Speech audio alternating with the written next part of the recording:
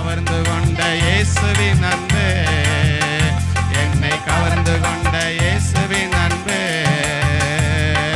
அல்ல அல்ல குறையாத அன்பு, ருசிக்க ருசிக்க தவிட்டாத அன்பு, சொல்ல சொல்ல முடியாத அன்பு, இயேசுவின் இணையில்லாத அன்பு, இயேசுவின் இணையில்லாத அன்பு, என்னையும் நினைத்த அன்பு, என்னை கைவிடாமல் நடத்திய அன்பு,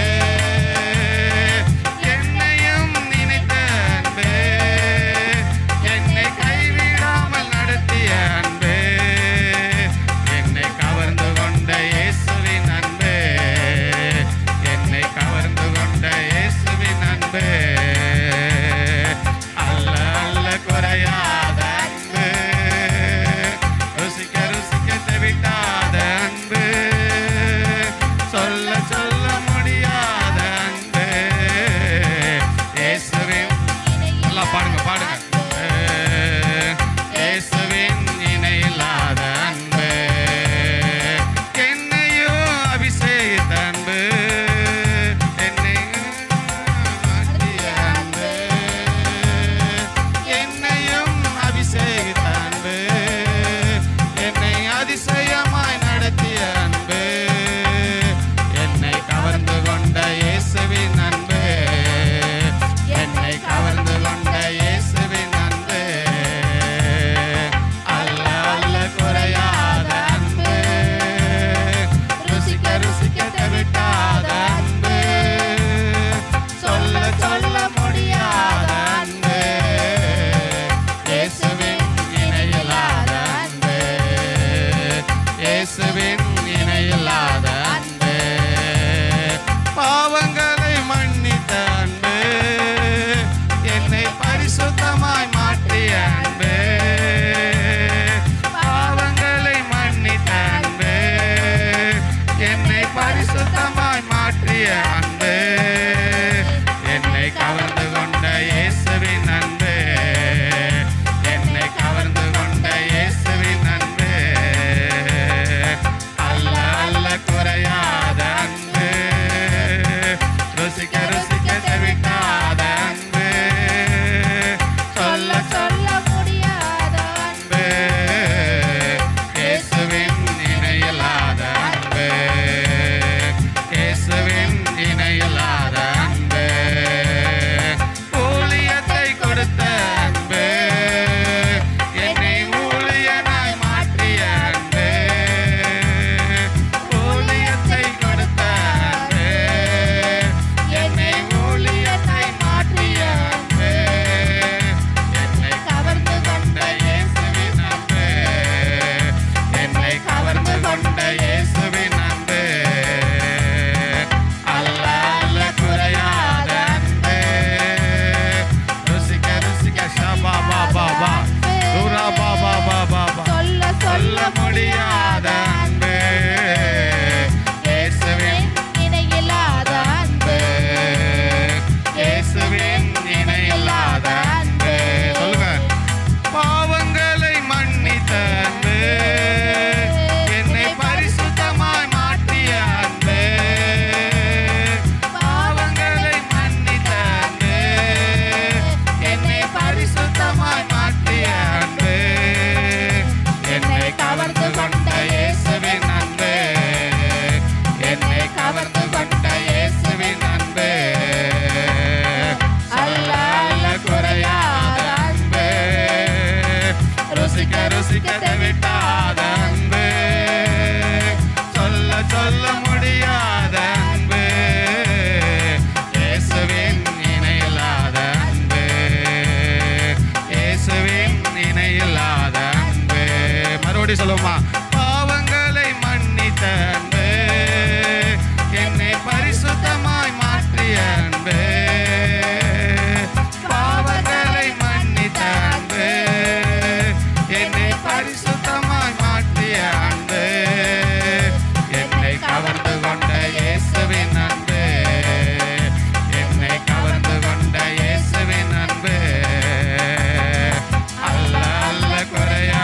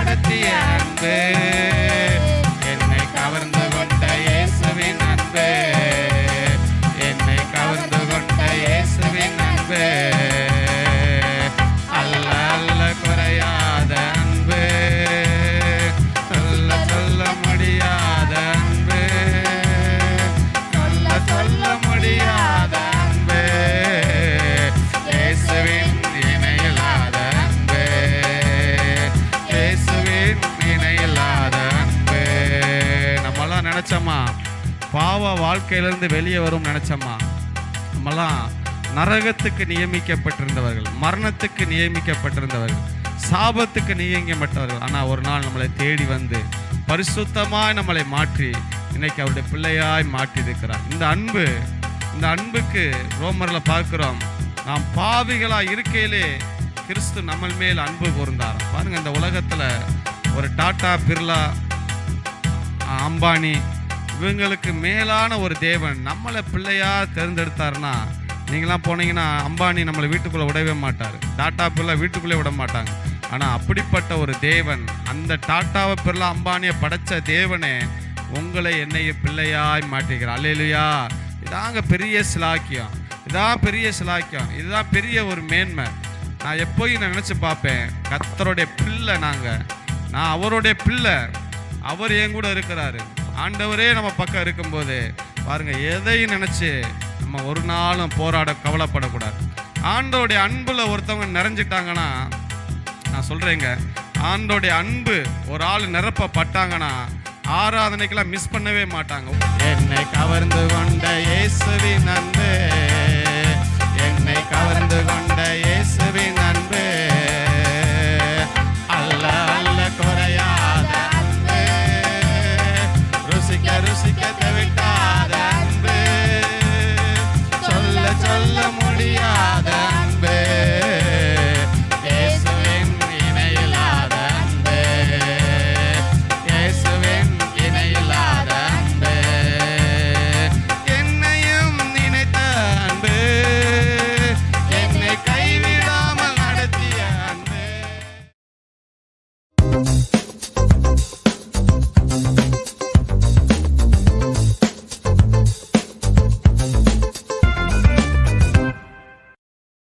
இஸ்ரவேலுக்கு இளைப்பாறுதலை கட்டளையிடப் போகிறேன் என்று கர்த்தர் சொல்லுகிறார். பூர்வ காலம் முதல் கர்த்தர் எனக்கு தரிசனமானவர் என்பாய். ஆம், அநாதி சிநேகத்தால் உன்னை சிநேகித்தேன், ஆதலால் காருண்யத்தினால் உன்னை இழுத்து கொள்ளுகிறேன். இஸ்ரவேல் என்னும் கன்னிகையே, மறுபடியும் உன்னை கட்டுவிப்பேன், நீ கட்டப்படுவாய். மறுபடியும் நீ மேல வாத்தியத்தோடும் ஆடல் பாடல் செய்கிறவர்களின் களிப்புள்ள கூட்டத்தோடும் புறப்படுவாய். மறுபடியும் சமாரியாவின் மலைகளிலே திராட்சை தோட்டங்களை நாட்டுவாய். நாட்டுகிறவர்கள் அவைகளை நாட்டி அதன் பலனை அனுபவிப்பார்கள். எழுந்திருங்கள், சியோனில் நம்முடைய தேவனாய கர்த்தருக்கு போவோம் வாருங்கள் என்று எப்ராயிம் மலைகளிலுள்ள ஜாமக்காரர் கூறும் காலம் வரும். கர்த்தர் சொல்லுகிறது என்னவென்றால், யாக்கோபு நிமித்தம் மகிழ்ச்சியாய் கம்பீரித்து ஜாதிகளுடைய தலைவரியத்தின் நிமித்தமும் ஆர்ப்பரியுங்கள். சத்தத்தை கேட்க பண்ணி துதித்து, கர்த்தாவே, இஸ்ரவேலில் மீதியான உமது ஜனத்தை ரட்சியும் என்று சொல்லுங்கள். இதோ, நான் அவர்களை வட தேசத்திலிருந்து வரப்பண்ணி அவர்களை பூமியின் எல்லையிலிருந்து கூட்டி வருவேன். குருடரும் சப்பானிகளும் கர்ப்பவதிகளும் பிள்ளை தாழ்ச்சிகளும் கூட அவர்களில் இருப்பார்கள். மகா கூட்டமாய் இவ்விடத்திற்கு திரும்புவார்கள். அழுகையோடும் விண்ணப்பங்களோடும் வருவார்கள். அவர்களை வழி நடத்துவேன். அவர்களை தண்ணீருள்ள நதியண்டைக்கு இடராத செம்மையான வழியிலே நடக்க பண்ணுவேன். இஸ்ரவேலுக்கு நான் பிதாவாய் இருக்கிறேன். எப்ராயிம் என் சேஷ்டபுத்திரனாய் இருக்கிறான். ஜாதிகளே, நீங்கள் கர்த்தருடைய வார்த்தையை கேட்டு தூரத்துள்ள தீவுகளில் அறிவித்து, இஸ்ரவேலை சிதறடித்தவர் அதை சேர்ந்து கொண்டு ஒரு மேய்ப்பன் தன் மந்தையை காக்கும் வண்ணமாக அதை காப்பார் என்று சொல்லுங்கள். வாசிக்க வேண்டிய வேத பகுதி வாசித்து முடித்தாயிற்று. ஆமென்.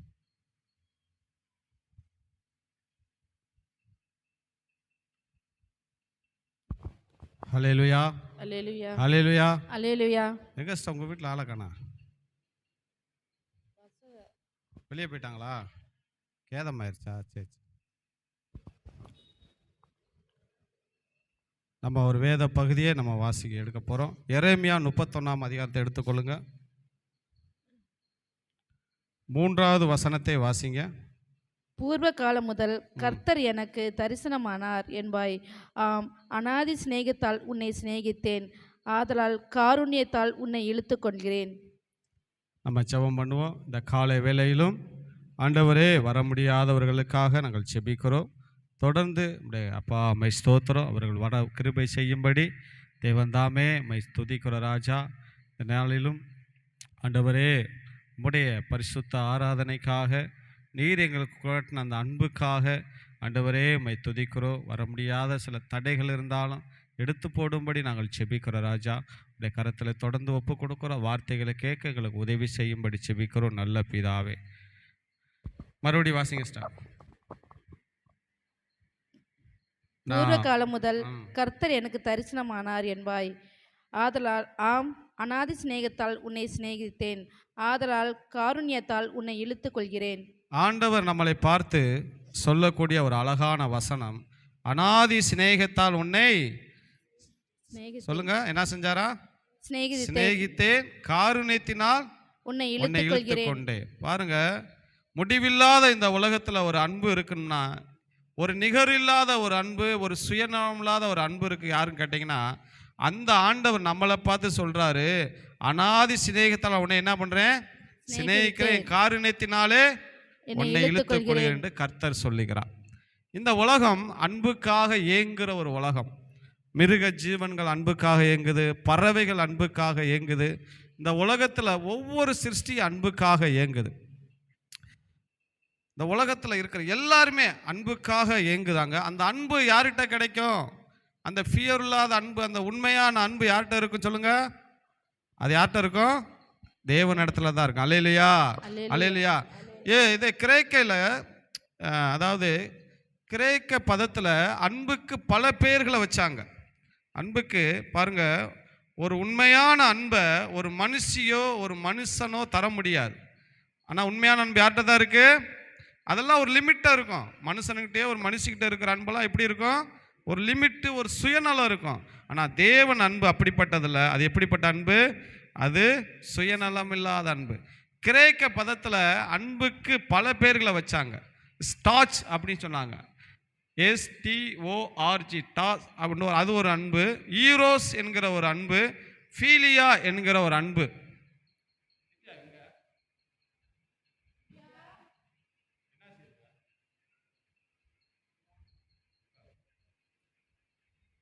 ஃபீலியா என்கிற ஒரு அன்பு. இந்த அன்பெல்லாம் நடைமுறையில் இருக்கிற அன்பு. நான் சொன்னது கணவன் மனைவிக்கு இருக்கிற அன்பு, பெற்றோர்கள் பிள்ளைகளுக்கு இருக்கிற அன்பு, அதுக்கப்புறம் உறவுகளால் ஒரு அன்பு, அதுக்கப்புறம் நண்பர்களுக்கான அன்பு.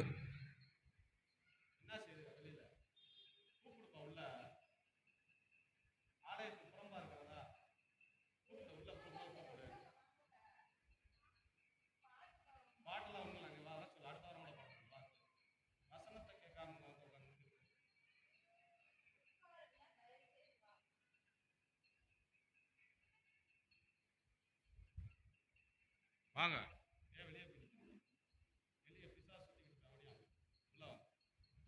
எரும மாடெல்லாம் சுத்திக்கிட்டு இருக்கோம், வெளியில பாம்பு சுத்திக்கிட்டு இருக்கோம். என்ன சொன்னேன்? பெற்றோர்கள் பிள்ளைகளிடத்தில் இருக்கிற அன்பு, கணவன் மனைவிக்கு இருக்கிற அன்பு, நண்பர்களுக்கு இருக்கிற அன்பு, உறவுகள் வருகிற அன்பு, இதெல்லாம் நடைமுறையில் இருக்கிற அன்பு. இந்த அன்புலலாம் என்ன இருக்கும்? சுயநலம் இருக்கும். அது ஏதோ ஒன்று எதிர்பார்க்கும். கணவன் மனைவிக்கு எடுக்கிற அன்புல பார்த்தீங்கன்னா, கணவன் மனைவி யார்கிட்டயும் சண்டை போடையில் ஒத்துமையாக சண்டை போடுவாங்க. என் கணவனை பற்றி நீ எப்படி சொல்லலாம், என் மனைவியை பற்றி எப்படி சொல்லலாம், சண்டை போடுவாங்க. ஆனால் இவங்களுக்கு ஒரு சண்டையில் பார்த்தீங்கன்னா, வீட்டுக்குள்ளே இவர் கையை ஓங்கி அடிச்சிருவார். ஒரு அடி அடிக்கிற போது மனைவி சொல்லும், என்னை எங்கள் அம்மா அப்பா கூட அடித்ததில்ல, நீ ஓங்கிட்டியா கையை, பொம்பளை வாயில் உழுவாத, ஒன்றுமில்லாமல் என் வாயால் சொல்லக்கூடாது, எல்லாம் சொல்லிடும். அல்லேலூயா, சபிச்சிரும். என்னை அடிக்கிற, நீ என்ன கதியா, என் வாயால் சொல்லக்கூடாதுன்னு சொல்லிடும். அது ஒரு வார்த்தை போட்டுரு, என் வாயால் சொல்லக்கூடாது, என் வாயில் உழுவாத அப்படின்னு சொல்லி அந்த சண்டை வரையில் இவங்க அன்பை வெளிப்படுத்துவாங்க பாருங்க. அதில் ஒரு சுயநலம். அந்த அம்மா முடியாமல் கிடைக்கல, கணவர் சொல்லுவார், என்னை பேசுனதுக்கு ஆண்டவர் எப்படி பனிஷ்மெண்ட் கொடுத்துட்டாரா? இந்த அன்பில் ஒரு சுயநலம் இருக்கும். பெற்றோர்கள் பிள்ளைகளுக்கு ஒரு அன்பு இருக்குது பார்த்தீங்களா, அதில் ஒரு சுயநலம் இருக்கும். பிள்ளைகள் தருதலையாக போயிட்டு ஏதாவது செஞ்சுட்டு வரையில, உன்னைய போய் நான் ஏண்டா இந்த வயிற்றுல பெத்தேன்னு இருக்கடா, ஏண்டா பிறந்து தொலைஞ்ச, உன்னைய பெக்கிறதுக்கு பதிலாக ஏதாச்சும் பெற்றிருக்கலாம். எல்லாரும் சொல்லுவாங்களே, சொல்லுங்கள், பழமொழி சொல்லுவாங்களா? சொல்லுங்கள், உன்னைய பெற்றதுக்கு எதை பெற்றிருக்கலாம்னு சொல்லுவாங்க. ஏதாவது சொல்லுங்கள், கருப்பாயம்மா சொல்லுங்கம்மா, என்னம்மா சொல்லுவீங்க? அம்மி கொள்ளா, ஏதோ சொல்லுவீங்களம்மா, உன்னைய பெற்றதுக்கு அதை பெற்றிருக்கலாம் அப்படின்வாங்க. நண்பர்கள் அன்பு பார்த்தீங்கன்னா, அவன் பிறந்த நாளைக்கு கேக் வாங்கி கொடுத்தா இவர் பிறந்த நாளைக்கு கேக் வாங்கி கொடுப்பாரு. அவர் ஒரு டீ வாங்கி கொடுத்தா இவர் ஒரு டீ வாங்கி கொடுக்கணும். அவர் ஒரு சட்டை வாங்கி கொடுத்தா இவர் ஒரு சட்டை வாங்கி கொடுக்கணும். கஞ்சாமட்டி நண்பரை நம்ம யாராச்சும் வச்சுக்கிறோமா? அவன் எதுவுமே செலவழிக்காமல் இருந்தால் நம்ம என்ன நினைப்போம்? அவன் கஞ்சாமட்டி. அப்போ இந்த அன்பெல்லாம் எப்படிப்பட்ட அன்பு சொல்லுங்க, தயவு செய்து பேசுங்க. ஒரு சுயநலமான அன்பு. காதலிக்கும் போது கல்யாணத்துக்கு முன்னாடி சொல்லுவார் பாருங்க, கண்மணியே, ரூபவதியே, என் பிரியமே, உனக்காக வானத்தில் போய் நிலாவை பறிச்சுட்டு வரட்டுமா, உனக்காக நட்சத்திரத்தில் தொட்டி கட்டி உன்னைய என்ன செய்ய ஆட்டட்டுமா, அப்படிலாம் பேசுவார். கல்யாணத்துக்கு அப்புறம் பார்த்தா அவன் பண்ணுற அட்டகாசம் தாங்க முடியாது. அல்லேலூயா, அல்லேலூயா. அதனால தான் போட்டிருக்கு நீதிமொழியில, நேச உதடை காண்பிக்கிற உதடுகள் எப்படி இருக்குமா? ஒரு பாத்திரத்தில் பூசி வச்ச பளபளன்னு இருக்கிற போல இருக்குமா. அப்போ பாருங்க, இந்த அன்பெல்லாம் உனக்காண்டி அதை செய்யவே இதை செய்வேன்னு கல்யாணத்துக்கு முன்னாடி சொல்லுவேன், கல்யாணத்துக்கு அப்புறம் வீட்டு வாடகை கூட கொடுக்க மாட்டேன். அப்படிலாம் நிறைய பேர் நான் பார்த்துருக்கிறேன். இந்த அன்புலலாம் என்ன இருக்கு? ஒரு சுயநலம் இருக்கு. ஆனால் கர்த்தருடைய அன்பு, அகாப்பே என்கிற அன்புல, அந்த அன்புல எந்த ஒரு எதிர்பார்ப்பும் இல்லை. அந்த அன்பு எப்படிப்பட்ட அன்பு? வாசிங்க, ரோமரில் வாசிங்க, ரோமர் 5:8 வாசிங்க. அந்த அன்பு எப்படிப்பட்ட அன்பு? இருக்கையில் கிறிஸ்து நமக்காக மரித்ததினாலே, பார்த்தீங்களா? அங்கே ஒரு மைக் கொடுப்பா. நாம் பாவிகளா இருக்கையிலே கிறிஸ்து நம்மேல் வைத்த அன்பு. யாராச்சும் ஏற்றுக்கிறீங்களா? உங்கள் வீட்டில் அடங்காத பிள்ளை, குடிகார பிள்ளை, ஊதாரி பிள்ளை, யாராச்சும் உங்கள் பேச்சை கேட்காத பிள்ளைங்க மேலே அன்பு கூறுவீங்களா? ஆனால் வேதம் என்ன சொல்லுது? நாம் பாவிகளாக இருக்கையில், வாசிங்க, நாம் பாவிகளாக இருக்கையில், சொல்லுங்க, பாவிகளாக இருக்கையில் கிறிஸ்து நமக்காக மரித்ததினாலே தேவன் நம்மேல் வைத்த தமது அன்பை விளங்க பார்த்தீங்களா? நாம் பாவிகளாக இருக்கல. இந்த அன்பு இருக்கு பார்த்தீங்களா? அந்த கல்வாரி அன்பு, தன்னையே உருக்குலைத்த அன்பு. ஒரு மெழுகுத்திரி எப்படி தன்னை உருக்குலைச்சு வெளிச்சத்தை தருதோ, இயேசு கிறிஸ்து தன்னையவே பழுதற்ற ஆட்டுக்குட்டியாக கொடுத்து தன்னுடைய இரத்தத்தை சிந்தி நம்மளை மீட்டெடுத்த அந்த அன்பு, அதுதான் தேவனுடைய அன்பு. அல்லேலூயா, அல்லேலூயா, அல்லேலூயா, அல்லேலூயா. அந்த அன்பு, அந்த ஆண்டவர் நம்மளை பார்த்து சொல்றாரு, அநாதி சிநேகத்தினால் உன்னை நான் என்ன பண்ணேன்? சிநேகித்தேன். காருண்யத்தினால் உன்னை என்ன பண்ணிட்டேன்? எந்த எதிர்பார்ப்பும் இல்லாத உன்னை நேசிக்கிற ஒரு அன்பு தான் இயேசுடைய அன்பு. யோவான்ல பார்க்குற தம்முடைய ஒரே பேரான குமாரனை விசுவாசிக்கிற எவனு கெட்டு போகாமல் நித்திய ஜீவன் அடையும்படி தேவன் இவ்வளவாய் உலகத்தில் அன்பு கூர்ந்தான். அப்போ இந்த உலகத்தில் தேவனுடைய அன்பு இருக்குது பார்த்தீங்களா? எல்லாரும் இந்த அன்பு எத்தனை பேருக்கு இன்னும் நிரப்பப்படணும்? அல்லேலூயா. இந்த அன்பு மட்டும் போதும். நான் சொல்கிறேன், சூழ்நிலை கைவிடலாம், மனிதர்கள் கைவிடலாம், ஆனால் கர்த்தர் ஒரு நாள் ஒரு அன்பு உங்களை கைவிடாது. அல்லேலூயா சொல்லுங்க, அல்லேலூயா, அல்லேலூயா. அதான் பாண்ட, அநாதி சிநேகத்தினால் என்னை நேசித்தீரையா, காருண்யத்தினால் உன்னை இழுத்து கொண்டீர. ஒரு பழமொழி சொல்லுவாங்க. என்ன பழமொழினா, நீ சிரிக்கும் போது உன்னோடு சேர்ந்து சிரிக்க அநேகர் இருப்பார்கள். நீ அழுகும்போது, நான் சொல்கிறேன் பார்த்தீங்க, அந்த பழமொழி எப்படி சொல்லுவாங்கன்னா, நீ சிரிக்கும் போது, நீ சந்தோஷமாக இருக்கும்போது உன்னோடு சேர்ந்து பல பேர் இருப்பார்கள். ஆனால் நீ அழுகும்போது, துன்பத்தின் வழியை நடக்கும்போது யாருமே அவங்க கூட இருக்க மாட்டாங்க. ஆனால் ஒரே ஒருத்தர் இருப்பாருங்க, அதான் இயேசு கிறிஸ்து. அல்லேலூயா. அதான் ஆண்டவருடைய அன்பு. அந்த அன்பு எப்படிப்பட்ட அன்பு கேட்டிங்கன்னா, பாருங்கள், சீனா தேச ஒருவேளை உங்களை யூஸ்லெஸ், ஒன்றுத்துக்குமே உதவாதவங்க, எதற்குமே பிரயோஜனம் இல்லாதவர்கள் என்று சொன்னால் கூட அந்த அன்பு அப்படிலாம் இருக்காது. நீ யூஸ்லெஸ்ஸா, உன்னை தூக்கி குப்பையில் போட்டுட்டாங்களா, அந்த குப்பையை கிளறி உன்னை தூக்கி அழகு பார்க்கிறவர் தான் கர்த்தர். அல்லேலூயா, அல்லேலூயா. பாரு, சிறியவனை புழுதியிலிருந்தும் எளியவனை குப்பையிலிருந்து உயர்த்துகிறவர் தான் நம்மளுடைய ஆண்டவர். அந்த ஆண்டவருக்கு அன்புக்கு இணையான அன்பு. ஆண்டவருடைய அன்புல ஒரு மனுஷன் நிரப்பப்பட்டுட்டா இந்த பூமியில் அவனுக்கு எதுவுமே பெருசாக தெரியாதுங்க.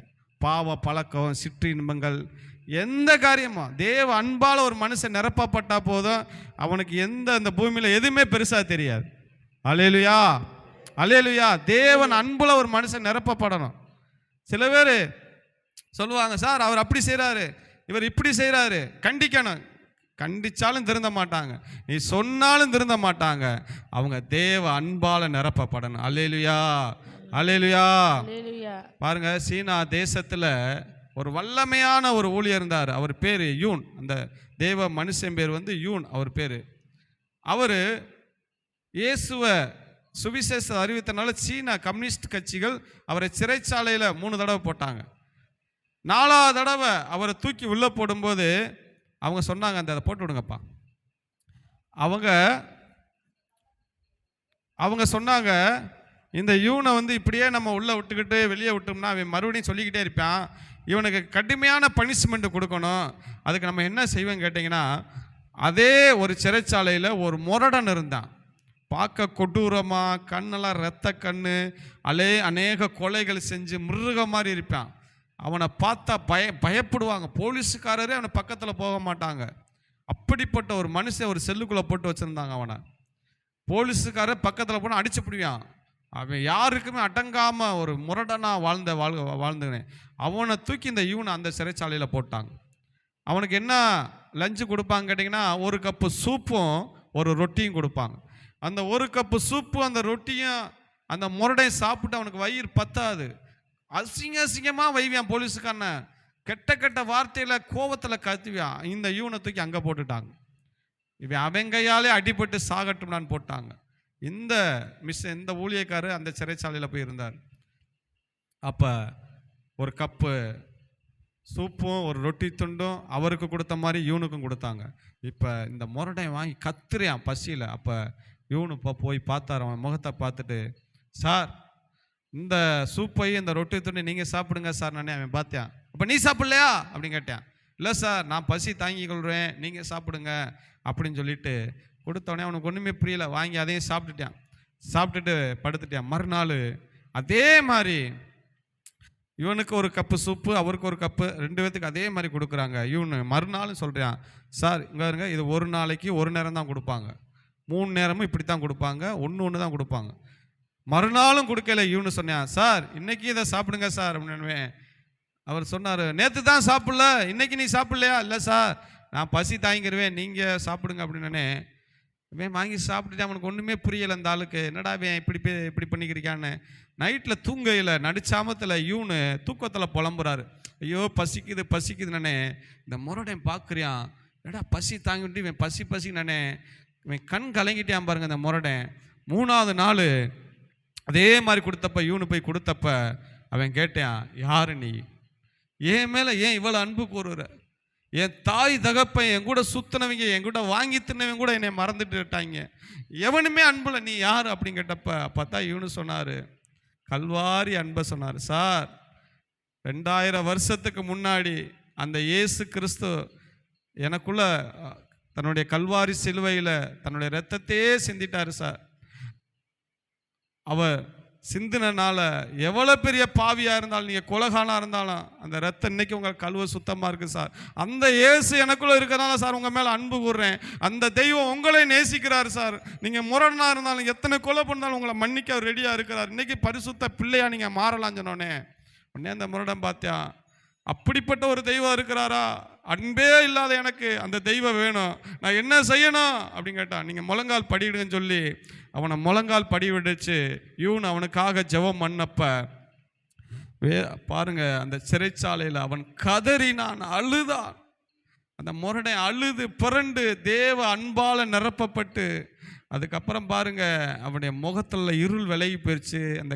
அந்த சிவந்த கண்ணெல்லாம் மாறி ஒரு முரடனாக இருந்தவன் ஒரு குழந்தையா மாறிட்டேன். அல்லேலூயா, அல்லேலூயா. பாருங்க, அதான் தேவனுடைய அன்பு. தேவ அன்பால நீங்க நிரப்பப்பட்டா போதும். சிற்றின்பங்களாம் உங்களுக்கு பெருசாவே தெரியாது. தேவ அன்பு ஒரு மனுஷனை நிரப்பணுங்க, கல்வாரி அன்பு. உடனே இவனு குழந்தையா மாறிட்டான் பாருங்க. சில நாட்களை தூக்கு தண்டனைக்கு போறதுக்கு முன்னாடி இவனு சொன்ன அந்த முரடன் சொன்னான், ஐயோ முரடனா, ரவுடியா, கொலகாரன் அந்த சிறைச்சாலையில் வாழ்ந்து நான் தூக்குக்கு போய் நரகம் போயிருப்பேன். ஆனால் உன் மூலமாக ஆண்டவர் என்னை தேடி வந்தார். நான் ஒன்றே ஒன்று சொல்கிறேன், அதை மட்டும் செஞ்சிரு. நான் நாளைக்கு என்னை தூக்கில் போட்டுருவாங்க, நான் பரலோகம் போயிடுவேன். எனக்கு நம்பிக்கை இருக்குது, ஏசப்பா என்னைய பரலோகத்தில் ஏற்றுக்குருவார், என் பாவம்லாம் மன்னிச்சிட்டார். நீ தயவு செய்து எங்கள் வீட்டு என் மனைவி பிள்ளைகளுக்கு போய் இந்த இயேசுவை சொல்லு. அவங்க என்னால் ரொம்ப நொறுங்கிட்டாங்க. என்னால் என் பிள்ளைகள், என் மனைவி, நான் என் பிள்ளைகளுக்கு ஒரு அப்பானா வாழலை, என் மனைவிக்கு ஒரு வீட்டு கணவனாக வாழலை, என் வாழ்க்கையை நான் சீரழிச்சிட்டேன். இந்த இயேசுடைய அன்பை என் மனைவிக்கும் பிள்ளைகளுக்கும் சொல்லி ஒரு லெட்டர் எடுத்தார். எழுதி தன்னுடைய கையெழுத்தை போட்டு, கண்டிப்பாக நீ என் வீட்டுக்கு போன்னு சொல்லி அட்ரஸ் எல்லாம் கொடுத்துட்டு மறுநாள் சந்தோஷத்தோடு மகிழ்ச்சியோடு அவர் சாகும்போது மகிழ்ச்சியோடு இறந்தார், சந்தோஷத்தோடு இருந்தார். அல்லேலூயா. அதான் இயேசுடைய அன்பு. அல்லேலூயா. இந்த இயேசுடைய அன்புல நீங்க நிரப்பப்பட்டா போதும். வேதம் சொல்லுது, உலகத்தில் வந்த எந்த மனுஷனையும் பிரகாசிக்கிற மெய்யான ஒளி. நான் இயேசுடைய அன்பால நிரப்பப்பட்டா போதுங்க. ஒரு மனுஷன் எதையுமே இந்த பூமியில பெருசா எண்ண மாட்டான். அருமையானவர்களே, ரட்சிக்கப்பட்ட புதுசுல சீரட்டை அடிப்பேன் அடிச்சுக்கிட்டே இருப்பேன். சர்ச்சுக்கு போய் அப்புறம் அந்த பழக்கத்தை உடல் அடிச்சுக்கிட்டே இருந்தேன். எனக்கு அது பாவம்னு தெரியுது. இதை அடிச்சுட்டு நம்ம சர்ச்சுக்கு போகிறோம், இது பாவம்னு தெரியுது, என்னால் விட முடியலை. ஒரு நாள் ஆலயத்தில் போய் நான் ஆராதனையில், அதனால தான் ஆராதனை ரொம்ப முக்கியம் நான் சொல்லுவேன். ஆராதனையில் தான் ஆண்டவர் உங்களோடு பேசுவார் சில காரியங்கள். ஆராதனையில் போய் நான் உட்கார்ந்து, ஆண்டவரே என்னால் அதை விடவும் முடியலை, ஆனாலும் அது செய்கிறது எனக்கு ஒரு பாவமாக இருக்குது, என்ன செய்யணும் அழுதுகிட்டு இருக்கப்ப அந்த ஊழியக்காரர் பேசினார். அப்போ தான் தேவ அன்பால் நான் நிரப்பப்பட்ட போது ஒரு தேவ அன்பு எனக்குள்ளே இருந்தது. அவர் சொன்னார், மகனே நீ சீரட் அடித்து புகை ஊதுறதெல்லாம் என் மண்டை மேலே நீ ஊதிக்கிட்டு இருக்கிற, ஏன் கேட்டேன்னா நீ தான் என்னுடைய ஆலயம். அல்லேலூயா.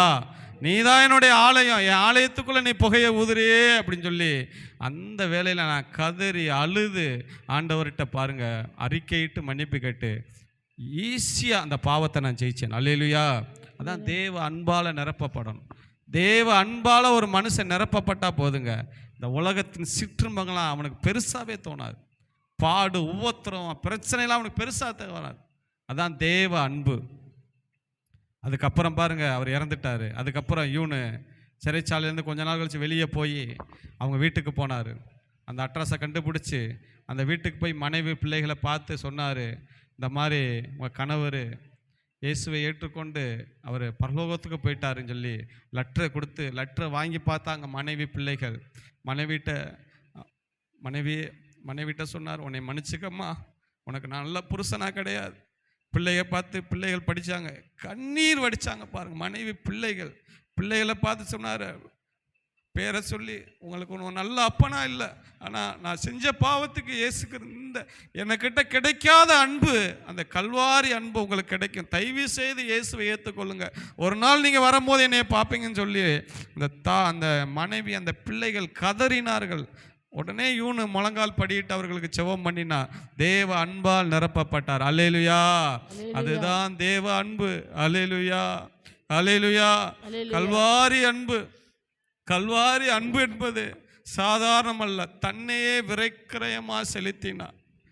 வேதம் சொல்லுது, தம்மை குத்தினவர்கள் நோக்கி பார்ப்பார்கள், கைகால் எல்லாம் ஆணிகள் கடாவப்பட்டு ரத்தம் சொட்ட சொட்ட கேட்பாங்களா, ஏயா உனக்கு இந்த நிலைமைன்னு கேட்டா சொல்லுவாரா, உனக்காகத்தான் நான் மறிச்சேன். தேவன் இவ்வளவாய் உலகத்தில் அன்பு கூர்ந்தார். அந்த அன்புக்கு முன்பாக எதுவுமே கிடையாது, நத்திங். இந்த அன்பு எதுவுமே, அந்த அன்புக்கு முன்னாடி இந்த உலகத்தின் அன்பெல்லாம் குப்பையாக தோணும். அதுதான் இயேசுடைய அன்பு. அழகா நம்ம ஃபாதர் ஒரு பாடல் பாடினா, அதை பாடும்போதெல்லாம் எனக்கு நான் கண் கலங்கி போவேன். அந்த வரிகள் ஒவ்வொன்றையும் பார்க்கும்போது பாருங்க, இந்த வரிகளை நான் படிக்கும்போது என்ன மறந்து நானே கண்ணீர் வடிப்பேன். அவருடைய பாடுகளை குறித்து அந்த பாடலை பார்க்கும்போது, அம்மை துதிக்கிறோம் ஆண்டவரே. அன்பே கல்வாரி அன்பே, உம்மை பார்க்கையிலே என் உள்ளம் நுடையுதப்பா.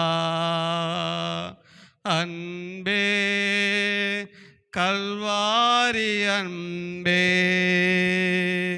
உம்மை பார்க்கையிலே என் உள்ளம் உடையுதப்பா.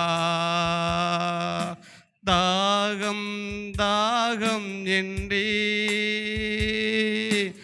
எனக்காயேங்கி நின்றே. தாகம் தாகம் என்றீ எனக்காயேங்கி நின்றே. தோய திரு ரத்தமே துடிக்கும் தாய் உள்ளமே. தோய திரு ரத்தமே துடிக்கும் தாய் உள்ளமே. பாடுங்க. அன்பே கல்வாரி அன்பே உம்மை பார்க்கையிலே உள்ளம் உடையுதப்பா.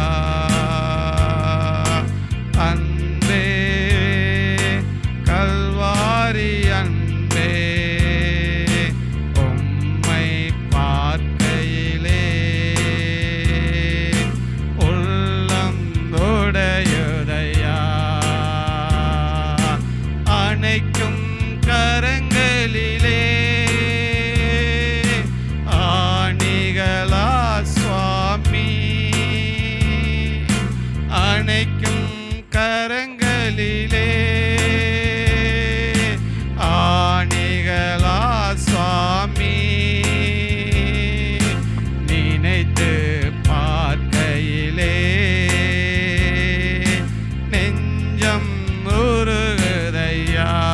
அணைக்கும் கரங்களிலே ஆணிகள் கடாவப்பட்டு அதை நினைத்து பார்க்கும்போது நெஞ்சம் உருகினது. எல்லாரும் பார்ப்போமா?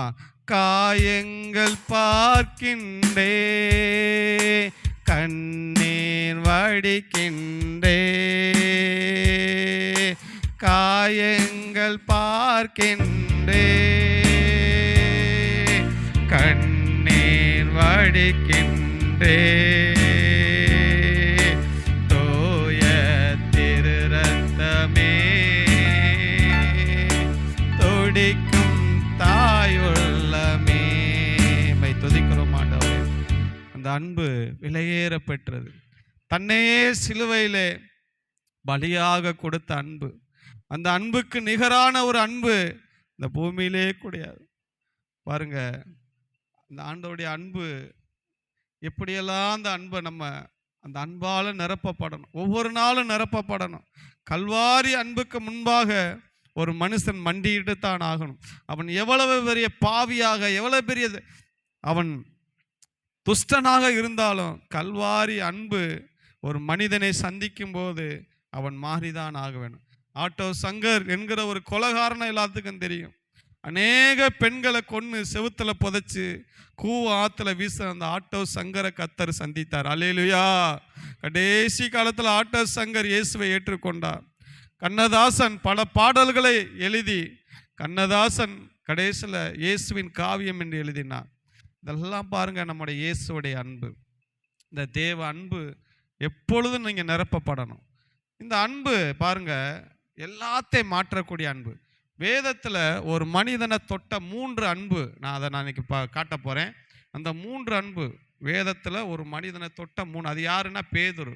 பேதுரு இருதயத்தை உடைத்த, பேதுரு பார்த்து வியந்து போன, பேதுரு உள்ளத்தை உடைத்த 3 அன்பை குறித்து பார்க்க போகிறோம். முதலாவது அந்த அன்புனா யோவான் 13 எடுங்க.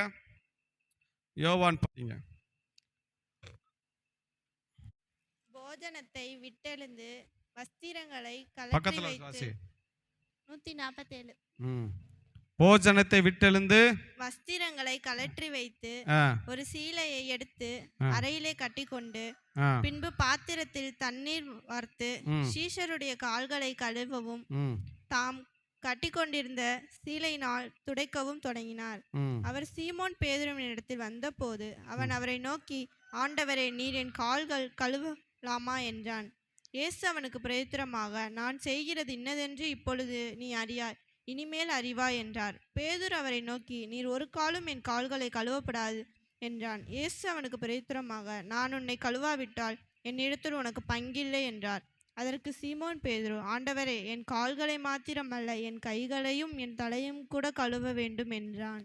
பாருங்க, ஆண்டவருடைய அன்பு முதலாவது கழுவுகிற அன்பு. என்ன அன்பு? கழுவுகிற அன்பு. இயேசு மரிக்க போறதுக்கு முதல் நாள் தான் காட்டி கொடுக்கப்பட்ட அந்த ராத்திரியில இயேசு சீசர்கள்லாம் வரவழைச்சு மேல் வீட்டு அறையில ஒரு சேலை எடுத்தார். அப்படின்னா ஒரு துண்டை எடுத்து தன்னை இடுப்புல கட்டி ஒரு பாத்திரத்துல தண்ணி எடுத்து காலுகளை இங்கே கவனிங்க, அப்படியே கவனிங்க, அப்புறம் பார்த்துக்கணும். கால்களை போய் ஒவ்வொரு கால்களையும் கழுவினாராம். கால்களை கழுவும் போது எப்பேற்பட்ட ஒரு பாருங்க, வானத்தையும் பூமி உண்டாக்கின தேவன், அண்ட சராசங்களை உண்டாக்கினவர் தன்னுடைய பொற்கரத்தால அழுக்கு பறிஞ்ச கால்களை போய் கழுவுறாராம். எவ்வளவு ஒரு தாழ்மைன்னு பார்த்தீங்களா? அந்த தாழ்மை நம்மளுக்குள்ள இருக்கா? அவருடைய தாழ்மை நம்மளுக்கு அப்படிப்பட்ட தாழ்மை இருக்கா? ஒவ்வொருத்தரையும் பார்க்கும்போது தாழ்மை நம்மளுக்குள்ள இருக்கணும். தாழ்மை உள்ளவர்களை கர்த்தர் எப்படி பார்க்குறாரா? நோக்கி பார்க்கிறார். பாருங்க, நம்மளாம் சில பேர்லாம் பார்த்தா இந்த தாழ்மைன்றதே கிடையாது அவங்ககிட்டலாம். ஒருத்தர் என்கிட்ட காட்டுறாரு, அங்கே பாருங்க என்னை தேவன் அப்படி வல்லமையாக பயன்படுத்துகிறார், இப்படி பயன்படுத்துகிறார். இங்கே பாருங்க செல்லில் பாருங்க, நான் பார்த்தா ஒரு 30 பேர் உட்காந்துருக்குறாங்க. ஒரு 4 சர்ச்சில் போய் பிரசங்கம் பண்ணார். நான் பார்த்தேன், இதை நாங்கள்லாம் போய் உட்காந்து ஒரு 500 பேருக்கு மத்தியில் பேசிக்கிட்டு இருக்கிறோம். பாருங்கள் பெருமை, அது ஒரு பெருமை அவருக்கு. அப்படி என்னை அப்படி இப்படி பயன்படுத்துகிறாரு. பாருங்க, தாழ்மை இருக்கணும். தாழ்மை உள்ளவர்களாம் கர்த்தர் என்ன பண்ணுறாரா? நோக்கி பார்க்கிறார். இங்கே பாருங்க, இயேசு கிறிஸ்து ஒரு தேவனுடைய குமாரனாக இருந்தாலும் சீசர்கள் கால்களை போய் கழுவுறாராம். அப்படி கழுவும் போது பேதுரு சொல்றான், ஐயோ ஆண்டவரே, நீ என் காலை என்ன பண்ணக்கூடாது? கழுவக்கூடாது. பாருங்க, ஏன் அந்த இதை செஞ்சார்னா, அடிமைகள் இஸ்ரவேல் தேசத்தில் என்ன பண்ணுவாங்கன்னா, யூதர்கள் அடிமைகளை வச்சுருப்பாங்க தான் வீட்டுக்கு. யாராச்சும் கெஸ்ட்டு வந்துட்டா அவங்க வாசலில் போய் இந்த அடிமைகள் ஒரு துண்டை எடுத்து கட்டிக்கிட்டு அவங்க காலுகளை கழுவி முத்தம் கொடுத்து அவங்கள வீட்டுக்குள்ளே அனுப்பணுமா. இப்போ இயேசு கிறிஸ்து இந்த அடிமை ரூபம் எடுத்திருக்காரு. அதனால பேதுரு பார்த்துட்டு சொல்கிறாரு, ஆண்டவரே, நீ என்ன பண்ணக்கூடாது? என் கால்களை நீ கழுவக்கூடாது. நான் பெரிய பாவி, நீ என் காலை கழுவுறவருக்கு நான் ஒன்றுமே கிடையாதுன்னு சொல்லி பேதுரு அழுகுறாரு. ஆண்டவர் சொல்றாரு, பேதுருவே, இதை என்னதுன்னு நீ அறியாமல் இருக்கிற, புரிஞ்சுக்கிற, இப்போ இடம் கொடு. நீ என் காலை கழுவுலாட்டி என்கிட்ட பங்குன்னு சொன்னேன். ஆண்டவர் அவன் பேர் சொல்றான், என் காலை மட்டும் இல்லை எல்லாத்தையும் கழுவுங்கன்னு சொல்லி என்னை நிரப்புங்க ஆண்டவர்னு சொல்லி பாருங்க. இதான் இது பேதுருடைய இதயத்தை அசைத்த அன்பு. அல்லேலூயா, அல்லேலூயா. இது வரைக்கும் ஹீரோவா பார்த்துக்கிற இயேசு டக்குன்னு ஒரு துண்டை எடுத்து அப்படி காலை கழுவுறப்ப எப்படி இருக்கும் பார்த்தீங்களா? நான் சொல்கிறேங்க, எந்த இடத்துல மனரம்யமாக இருக்க கற்றுக்கொள்ளணும். அல்லேலூயா, அல்லேலூயா, அல்லேலூயா. மனரம்யமாக இருக்க கற்றுக்கொள்ளணும்.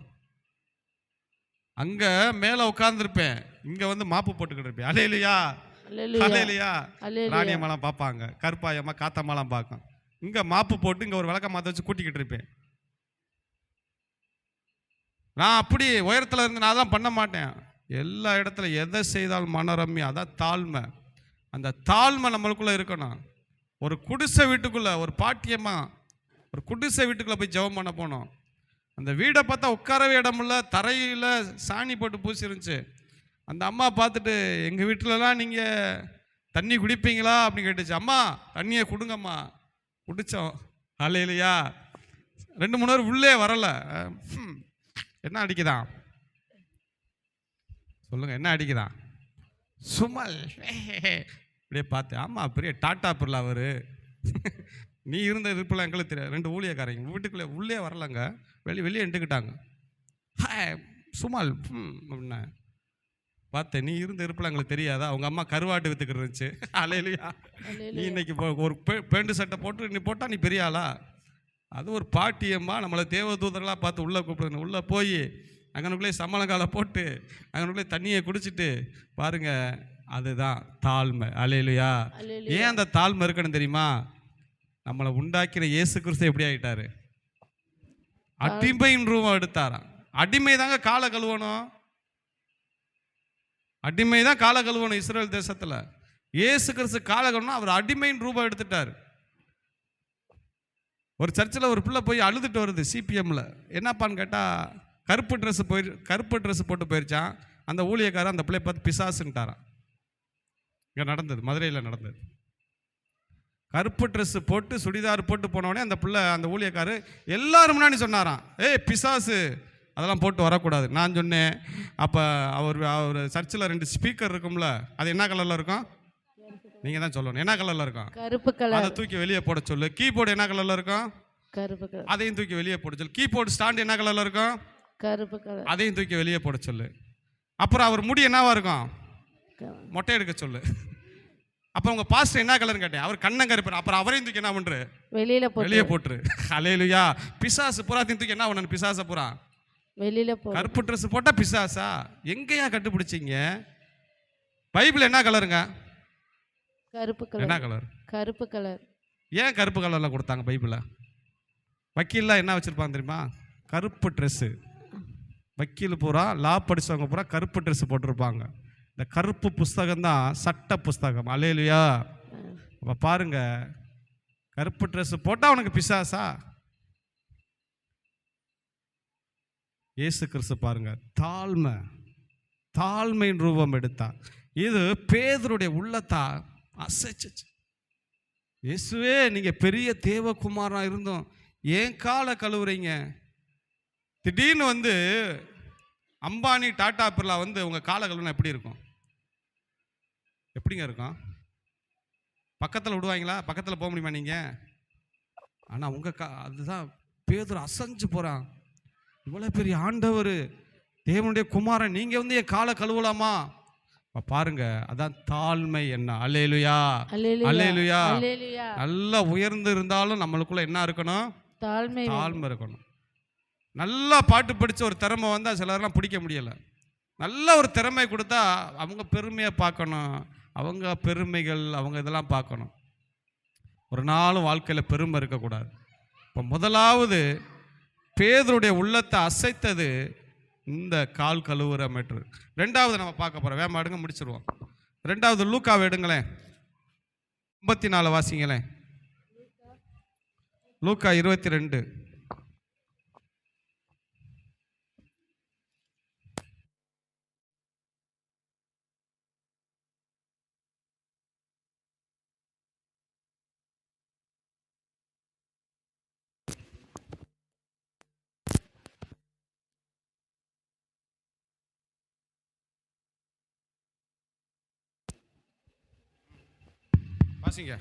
அவர்கள் அவரை பிடித்த பின்பு பிரதான ஆசாரியனுடைய வீட்டில் கொண்டு போய் விட்டார்கள்.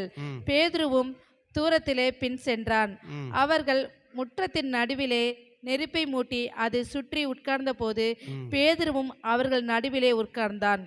அப்பொழுது ஒரு வேலைக்காரி அவனை நெருப்பண்டையிலே உட்கார்ந்திருக்க கண்டு அவனை உற்று பார்த்து, இவனும் அவனோடு இருந்தவன் தான் என்றாள்.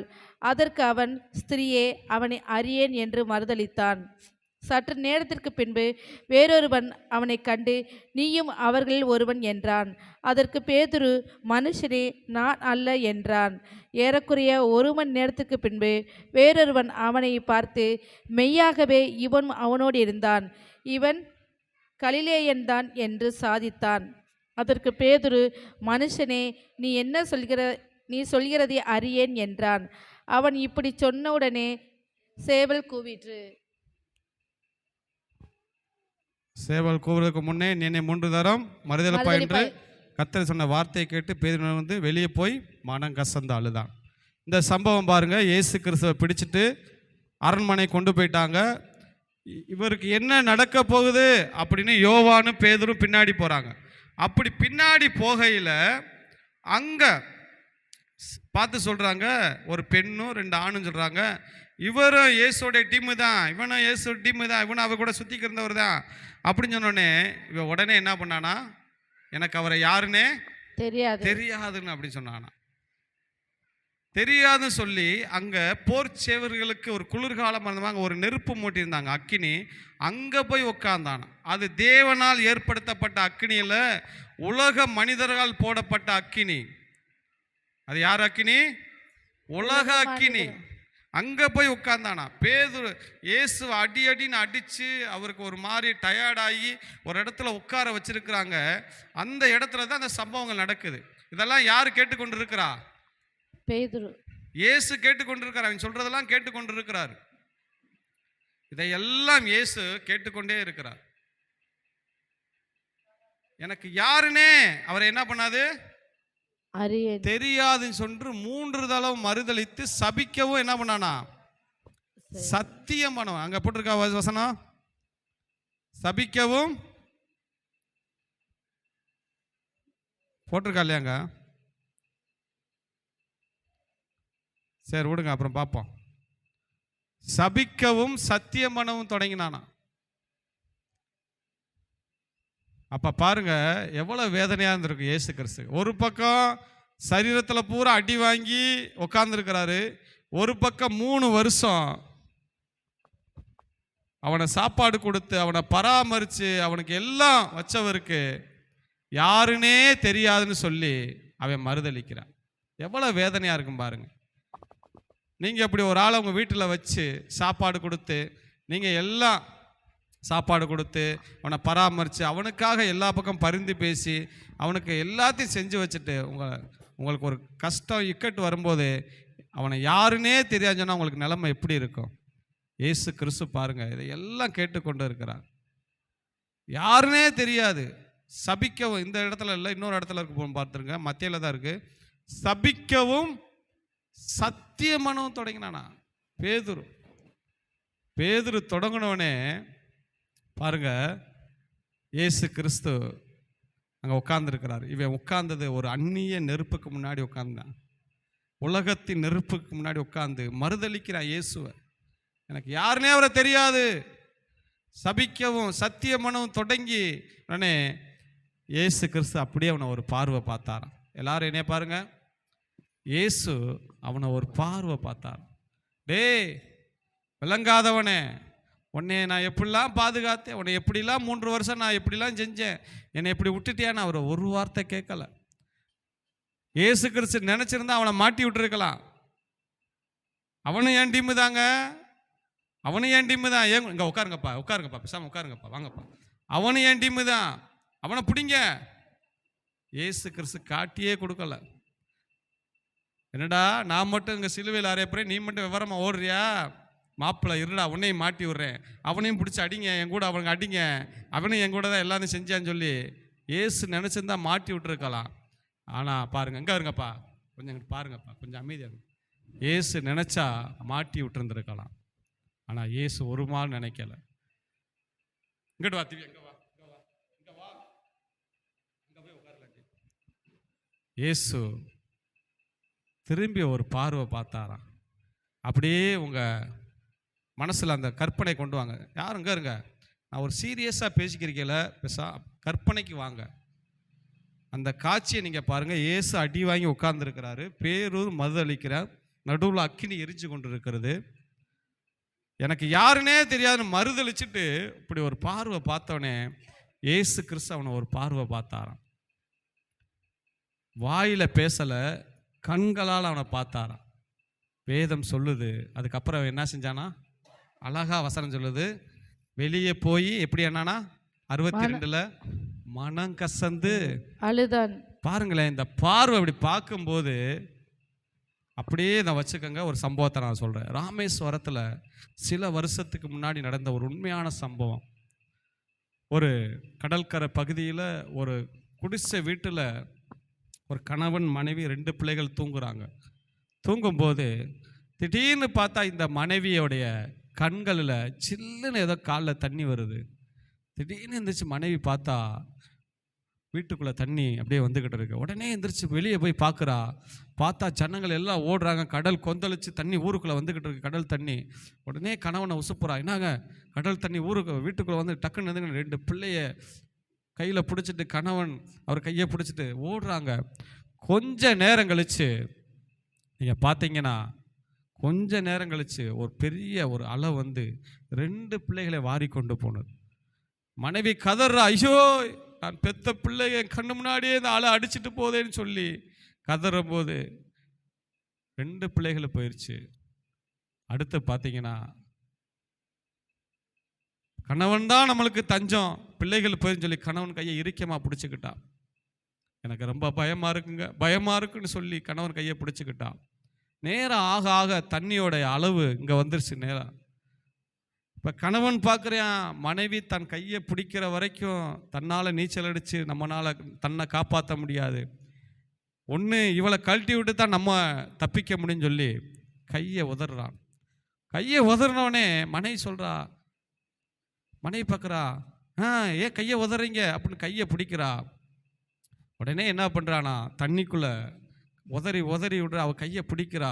இவன் என்ன செய்றானா, 2 காலை தண்ணிக்குள்ளே தூக்கி ஓங்கி மூஞ்சியில் ஒரு எத்து விடுறான் பாருங்க. அந்த தண்ணிக்குள்ளே இவ்வளோ சம்பவங்கள் நடக்குது. 2 காலை தூக்கி மூஞ்சியில் ஒரு எத்து வித்துட்டனே அப்படியே அவள் பின்னாடி போய் விழுவுறா. இவ்வளோ தண்ணி தண்ணியில். அதுக்கப்புறம் அந்த மனைவி அவன்கிட்ட வந்து எந்த ஒரு இதுவும் செய்யலை. உடனே அந்த தண்ணியில் எந்திரிச்சு அவளை ஒரு பார்வை பார்த்தா பாருங்க. அவன் பார்த்தா மனைவி அந்த பார்வை, அந்த பார்வைக்கு என்ன அர்த்தம் தெரியுமா? அந்த பார்வைக்கு என்ன அர்த்தம் தெரியுமா? இன்பத்திலும் துன்பத்திலும் சுகத்திலும் துக்கத்திலும் என்னை வாழ்வே என்று சொல்லி என் கூட எனக்கு தாலி கட்டினாயே, இதுதானா உனது? ஊரெல்லாம் குடிகாரே அவனை விட்டுட்டு வந்துருன்னு சொல்லி என்னை கிட்ட ஏகலமாக பேசும்போது என் புருஷன் தான் எனக்கு முக்கியம்னு உனக்காக நான் நின்றனே. என் தாய் தகப்பனை கூட அவனை விட்டுட்டு வந்துரு, அவன் பெரிய குடிகாரன் திருந்த மாட்டான்னு சொல்றப்ப, இல்லை என் கணவன் தான் எனக்கு வேணும்னு சொல்லி உடைய நம்பி நின்றனே, எனக்கு தர தண்டனைன்னு சொல்லி அப்படியே அவன் முங்கிட்டான். அப்படியே முங்கி தண்ணிக்குள்ள போயிட்டான். மறுநாள் பிணங்கள் எல்லாம் கடல் ஓரமாக ஒதுங்கினது. அந்த பெண்ணுடைய பணமும் ஒதுங்கினது. ஏமாற்றப்பட்டவளாக ஏமாற்றம் நிறைந்த அந்த முகத்தை பார்க்கும்போது, அதே ராமேஸ்வர பஸ் ஸ்டாண்டில் ஒருவன் முடியை பிச்சு கொண்டு தெரு தெருவா ஓடுறான் கத்தி கொண்டு. அது யார் தெரியுமா? அந்த கணவன். அவன் சொல்லுகிறான், ஐயோ என் மனைவி பார்த்த பார்வை என்னை பைத்தியமாக்கிருச்சு. அந்த தண்ணிக்குள்ள அவ என்னை ஒரு பார்வை பார்த்தாலே என்னால் நைட்டும் பகலும் தூங்க முடியலை. அந்த பார்வை என்னை கொல்லுகிற பார்வையா இருக்குன்னு சொல்லி பைத்தியக்காரனா ராமேஸ்வர பஸ் ஸ்டாண்டில் அவன் அலைஞ்சு கொண்டு இருந்தான். அதே சம்பவத்தை அப்படியே இங்கே கொண்டு வரேன். இந்த பார்வை பைத்தியமாக்குறது இல்லைங்க, இயேசுவை பாவத்தை மன்னிக்கிற பார்வை. இயேசு கிறிஸ்து அவனை உற்று பார்க்கும்போது பேதுரு மன கசந்து அந்த பார்வை பார்த்தவனே பேதுருனால தாங்க முடியல. பேதுரு அழுது ஓடி வெளியே போய் மனங்கசந்து, ஐயோ இந்த ஆண்டவரெல்லாம் காட்டி கொடுத்துட்டேனே, 3 வருஷம் என் கூட இருந்தவரை நான் தெரியலன்னு சொல்லிட்டேனே, கெட்ட வார்த்தை பேசினேன்னு மனங்கசந்து அழுது ஓடியே போயிட்டான். அப்படியே இந்த 2வது சம்பவம் முடியுது. முதல் அன்பு என்ன அன்பு? கால்களை கழுவின அன்பு. 2வது அன்பு என்ன அன்பு? பாவத்தை மன்னித்தல். 3வது ஒரு சம்பவத்தை தான் நான் எடுக்க நேரம் இல்லை, யோவானில் எடுத்துக்கொள்ளுங்க. 3வது நான் சீக்கிரமா சொல்லி முடிக்கிறேன். 22க்கு வாங்க. மற்றவர்களை நோக்கி மீன் பிடிக்க போகிறேன் என்றான். அதற்கு அவர்கள், நாங்களும் உம்முடனே கூட வருகிறோம் என்றார்கள். அவர்கள் புறப்பட்டு போய் உடனே படவேறினார்கள். அந்த ராத்திரியிலே அவர்கள் ஒன்று பிடிக்கவில்லை. போதும். சீமான் பேதுரு அழுது மனம் கசந்து அழுது இயேசு செத்துட்டாரு, எல்லாம் முடிஞ்சு 40 நாள் ஒரு அழுது முடிச்சுட்டு அப்படியே ஒரு நாள் சொல்கிறாரு, எப்பா மீன் பிடிக்க போவோமா? கூட சேர்ந்து சில பேர்த்த கூட்டு போகிறார். பேதுருகிட்ட கேட்குறாங்க, என்னப்பா என்ன செய்யறேன்? மனசே சரியில்லை.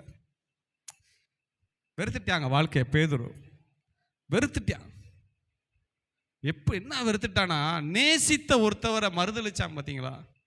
தான் மேல அன்பு செலுத்தி அவருக்காக ஜீவனை கொடுப்பேன், யாரும் மறுச்சாலும் மறுதளிக்க மாட்டேன், நீ ஜீவனுடைய தேவனுடைய குமாரன் என்று சொல்லி அவர் மேல பாசம் வச்சு இயேசுவை பிடிக்க வந்த போது ஒருத்தன் காதை வெட்டி எல்லாத்தையும் தெரிச்சவன் அவருக்கு முன்னாடி மறுதளிச்சான். பார்த்தீங்களா? யாருன்னே தெரியாதுன்னு சபிக்கவும் சத்தியம் பண்ணி தொடங்கினேன். பார்த்தீங்களா? உனக்கு பல நாள் அவன் வேதனைப்பட்டு சாப்பிடாம கொள்ளாமல் இந்த இடத்துல பார்க்குறோம். அங்கே முடிஞ்ச சம்பவத்தை இங்கே பார்க்குறோம். மீன் பிடிக்க போகிறேன், கூப்பிட்றேன், வாங்கடா மீன் பிடிக்க போமா. மனசே சரியில்லைப்பா, வாழ்க்கையே வெறுத்து போச்சு, ஏன் வாழணும், சரி வாங்க மீனாச்சும் பிடிக்க போன்னு சொல்லி மீன் பிடிக்க போகிறான். அருமையானவர்களே, இந்த சம்பவத்தெல்லாம் நீங்கள் கவனமாக கேட்டால் தான் உங்களுக்கு புரியும். ஏனோ தானோன்னு கேட்டிங்கன்னா கல்வாரி அன்பு உங்களுக்கு புரியாது. மீன் பிடிக்க போகிறப்ப வேதம் சொல்லுது, வலையை போட்டு ஒரு மீன் அகப்படவில்லை. இதே மாதிரி தான் 3 வருஷத்துக்கு முன்னாடி பேதுருவை சந்தித்த போது அங்கே மீனே பிடிக்கலை. விடிய காலம் 4வது வசனத்தை வாசிக்கிறேன் பாருங்க. ராத்திரியிலே ஒன்றும் அகப்படவில்லை. வெறுமை பேதுருடைய வாழ்க்கை பூரா வெறுமையாக தான் இருக்கு. 4வது வசனம், விடியலுக்கான போது இயேசு கரையிலே நின்றார். கரையில வந்து இயேசு நிற்கிறார் பாருங்க. அதிகாலையில் என்னை தேடுவேன் கண்டடைவீர்கள், அதிகாலையில் என்னை தேடுகிறவன் என்று சொல்லி அதிகாலையில் என்னை தேட சொன்னா நீ போய் மீன் பிடிச்சிக்கிட்டு இருக்கியடா. இதுக்காடா உனக்கு இந்த ஊழியத்தை கொடுத்தேன், உனக்கு 3 வருஷம் உபதேசம் பண்ணி சாப்பாடெல்லாம் கொடுத்தேன்.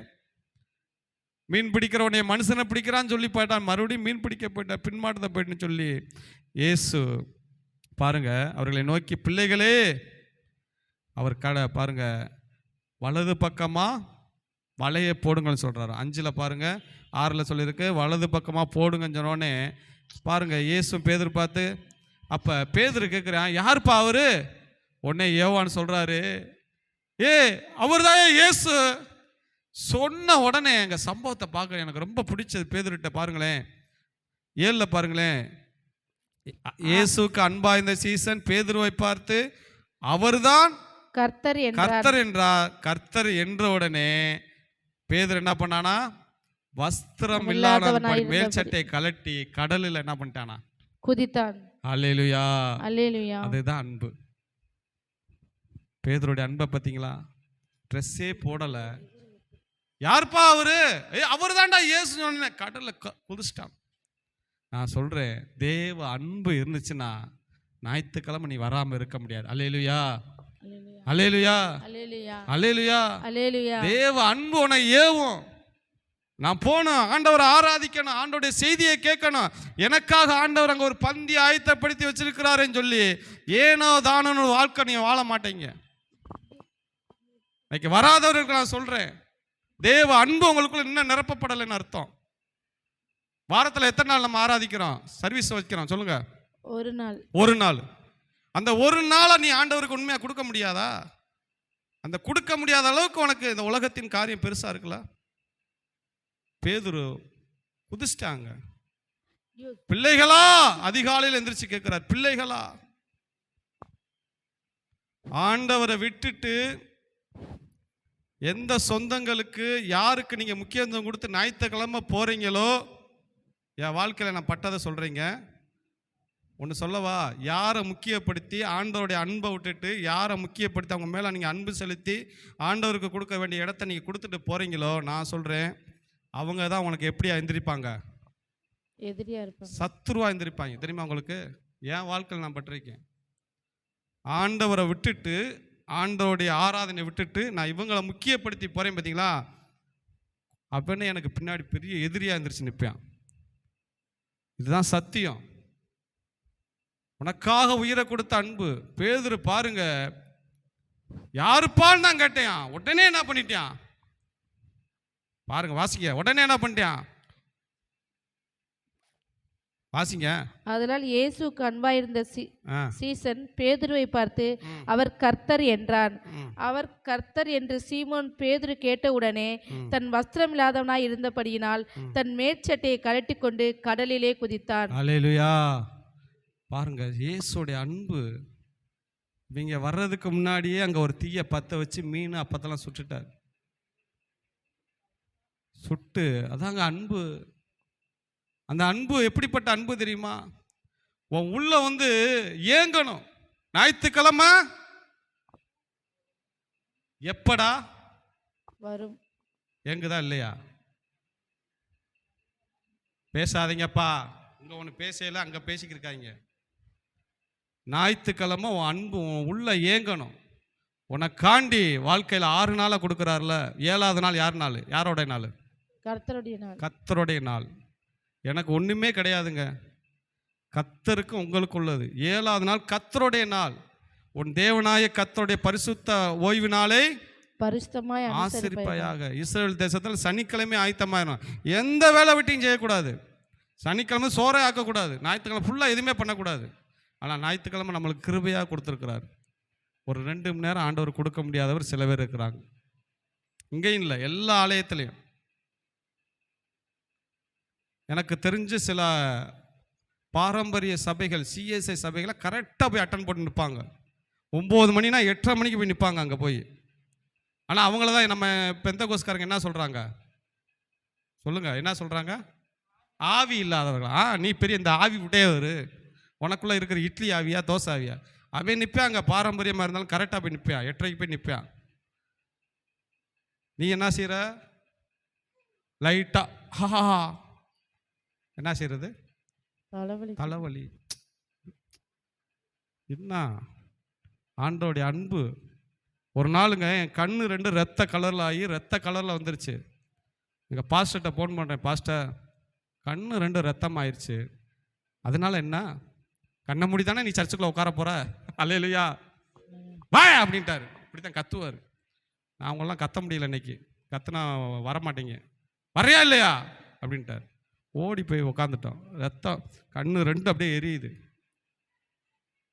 பாருங்க, அதான் தேவனுடைய அன்பு. நம்ம மணி ஆயிடுச்சு, சேவம் பண்ணுவோம்.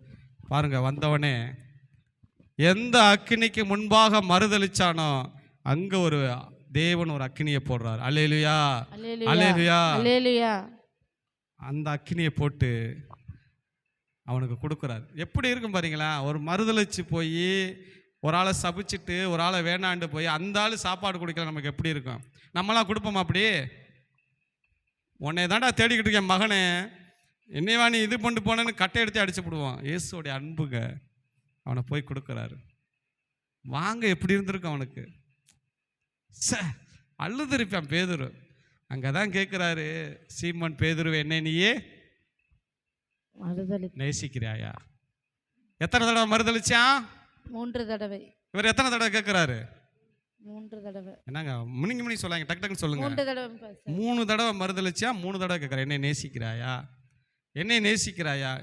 ஏங்க ஒரு கடவுள் ஒரு மனுஷன் பிச்சை கேட்குற மாதிரி இவர் செய்கிறாருங்க. உங்களுக்கு புரியுதா நான் சொல்றது? அன்புக்கு என்ன செய்கிறாரு? ஏங்குகிறாருங்க. ஒரு மீன் பிடிக்கிற ஒரு பேதுருட்ட போய், ஏய் நீ நேசிக்கிறியாடா, நீ நேசிக்கிறியாடா, டே பேதுரு நேசிக்கிறியா? இது எப்படி இருக்கும் பார்த்தீங்கன்னா, இந்த சில பேர் கேட்பாங்க பார்த்தீங்களா, கைமாத்து கொஞ்சம் கொடுங்கண்ணே, நாளைக்கு என்ன பண்ணிடுறேன் கொடுத்துறேன், கொஞ்சம் கைமாத்து. பிச்சை கேட்குற மாதிரி கேட்டுக்கு இருக்காருங்க. அதுதான் நம்முடைய தேவனுடைய அன்பு. அல்லேலூயா. நான் சொல்றேன், உங்க அன்புக்காக ஏங்குற தெய்வம். அல்லேலூயா. ஞாயிற்றுக்கிழமை என் பிள்ளை வராதா, ஞாயிற்றுக்கிழமை என் பிள்ளை என்னை பாடாதா, ஞாயிற்றுக்கிழமை என் பிள்ளை என்னை ஆராதிக்காதான்னு அந்த அன்பு ஏங்குங்க. எத்தனை பேருக்கு நான் புரியுது? இந்த அன்பை தெரிஞ்சவங்க ஒரு நாள் இருக்க மாட்டாங்க. அல்லேலூயா. இந்த அன்பை உணரணும். என் மேல ஒருத்தர் அன்பு வச்சிருக்காருன்னா நான் பேதுருவ மாதிரி மறுதளிச்சுட்டு போயிடக்கூடாது. பேதுரு மறுதளிச்சுட்டு ஓடிட்டான், யாருன்னே தெரியல. அப்ப நீ வீட்டில் இன்னைக்கு இருந்தேன்னா நீ என்ன பண்ண போற? என்ன பண்ணுவாங்க சொல்லுங்க? உங்களுக்கு வீட்டில் ஒருத்தவங்க சர்ச்சுக்கு வரலாட்டி என்ன பண்ணுவாங்க நீங்க சொல்லுங்க? இப்ப நடைமுறைக்கு என்ன பண்ணுவாங்க? செல்லு தான் பார்ப்பாங்க. வேற என்ன பார்க்க போறாங்க? என்ன பரலோகத்தை இறைக்கங்க என்ன துதியா பண்ண போறாங்க? செல்லை தான் பார்ப்பாங்க. வேற என்ன பண்ண போறாங்க? அப்புறம் கொஞ்ச நாள் அந்த பிரச்சனை எனக்கு இப்படி வந்துருச்சு. அப்ப பிசாசுக்கு இடம் கொடுக்குறீங்களே நீங்களே. அல்லேலூயா. பாருங்க, பேதுரு மனம் கசந்து நேசிக்கிற ஆண்டவர், நேசிக்கிற ஆண்டவர், நான் நேசிக்க உனக்கு தெரியாதா? ஏண்டா என்னை எப்படா நீ மறுதளிச்ச? அந்த வார்த்தையில் எல்லாமே அடங்கியிருக்கு. நம்ம மணி ஆயிடுச்சு, மூடுவோம். பாருங்க, இயேசு கிறிஸ்து மாற்றிய அன்பு. நான் சொல்றீங்க, எந்த பாவமும் செஞ்சுட்டு ஒரு நாள் நீங்க குற்ற மனச்சாட்சியோட வாழாதீங்க. இயேசு கிறிஸ்துடைய அன்பு எல்லாத்தையும் என்ன பண்ணும்? மன்னிக்கிற அன்பு. அல்லேலூயா அல்லேலூயா. மனிதன் சொல்லலாம், நீ எல்லாம் செஞ்சுட்டு நீ எல்லாம் சர்ச்சுக்கு போறியா? நீங்க சொல்லுங்க, டே போடா, இயேசு கிறிஸ்து என்னை என்ன பண்ணுவாரு? மன்னிப்பார். சபிச்ச சத்தியம் பண்ண தொடங்கின பேதுருங்க அவனவே சின்ன பிள்ளை மாதிரி அன்புக்கு போய் கடல் கலை நிற்கிறார். இவர் போய் நிற்கிறார். பேதுரு வழி விலகி போயிட்டா, இவர் போய் நிற்கிறார். நம்மளாம் என்ன கரெக்டாவா இருக்கும்? இந்த சில பேர் இருக்கிறாங்க, எப்படின்னா இப்படித்தான் இருக்கணும் நியாயப்பிரமாண போதகர்கள். நான் பார்த்துருக்கீங்க, நிறைய பேர்த்த பார்த்துருக்கேன். சன்னங்களை போட்டு வறுத்து எடுப்பாங்க. அவங்க என்ன பண்ணுவாங்கன்னா பைப்பில் அப்படியே எடுத்துட்டு அதில் சில வசனங்களை எடுத்து இந்த சாபம் விடுறது, இந்த கண்டிக்கிற வசனத்தெல்லாம் பேசுவாங்க. இவங்க ஒன்றும் என்ன பண்ண மாட்டாங்க, இவங்க ஒரு என்ன பண்ண மாட்டாங்க, கடைபிடிக்க மாட்டாங்க, கை கொள்ள மாட்டாங்க. ஜனங்களுக்கு உபதேசிப்பா இவங்க ஒன்ன கூட கை கொள்ள மாட்டாங்க. ஆனா இயேசு கிறிஸ்து மன்னிக்கிற தெய்வன். அல்லேலூயா, அல்லேலூயா, அல்லேலூயா, அல்லேலூயா, அல்லேலூயா, அல்லேலூயா. ஒருத்தர் ஒரு சர்ச்சில் மாதிரி பாஸ்டர் உன்னை இப்படி சொல்லிட்டார், சொல்லிட்டு போட்டோம், நான் எந்த தப்பும் பண்ணலை. எப்படி மனசு வரும்? நம்மளை விட்டு ஒரு குடும்பம் வெளியே போச்சுங்க. போன வாரம் கூட 3 நாளைக்கு முன்னாடி எப்பப்பா வீட்டுக்கு வந்தாங்க? போன வாரம் வீட்டுக்கு வந்துட்டு போகிறாங்க. அல்லேலூயா. ஏன் அவங்களாம் அவங்களால தள்ள முடியலன்னா அன்புங்க, அதுதான் அன்பு. அல்லேலூயா. என்னைக்கு நாள் ஒரு நாள் நீ வருவ, நான் அன்பு செலுத்துறேன். நீ போனதுனால நீ ஆகாதன்னு நான் தள்ள மாட்டேன். வீட்டுக்கு வந்தாங்க, சாப்பிட்டாங்க, பிள்ளைகளாம் எப்படி இருக்குன்னு கேட்டான், அழுதாங்க. உங்களை விட்டுட்டு போயிட்டேனே, நான் மறுபடியும் வரேன்னாங்க. இல்லை நீங்கள் அங்கேயே போங்க, மறுபடியும் வரக்கூடாது, அங்கேயே போங்க. அன்பு, அதாங்க அன்பு. ஒருத்தவங்களை விட்டுட்டு போனவொடனே உடனே அவங்க வேறு சர்ச்சுக்கு போனால் அன்புலாம் போயிருமா? ஒரு சிஸ்டரு இந்த இதில் இருக்கிறாங்க, எங்கனக்குள்ளேன்னு கேட்டிங்கன்னா ஆண்டார கொட்டாரத்தில். ஒரு ரொம்ப வாழ்க்கையில் இக்கட்டுனான நிலைமை, ரொம்ப அவங்க வாழ்க்கையில் பிள்ளைகள் நிமித்தம் ரொம்ப